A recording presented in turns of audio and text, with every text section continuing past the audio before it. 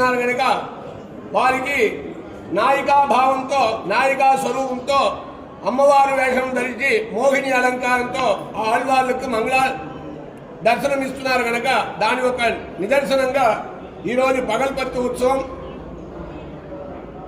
ఒక భాగం 4000 దివ్య ప్రబంధ పాసరంలో ఒక భాగం పూర్తి అయినది.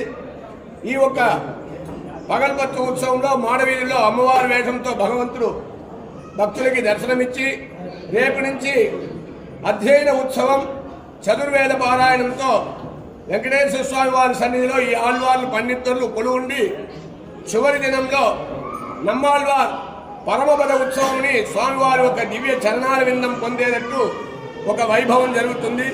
ఈ ఒక విశేషమైన దినంలో స్వామివారిని ఎవరెవరు దర్శించుకుంటారో వారి అందరికీ సంతాన సంపదం లక్ష్మీం ఆయురారోగ్య పూర్వికాం శ్రీం నృసింహ పదధ్వందో దద్యాద్ అత్యంత వైభవాత్ శ్రీమదే కలిధ్వంసినే నమః.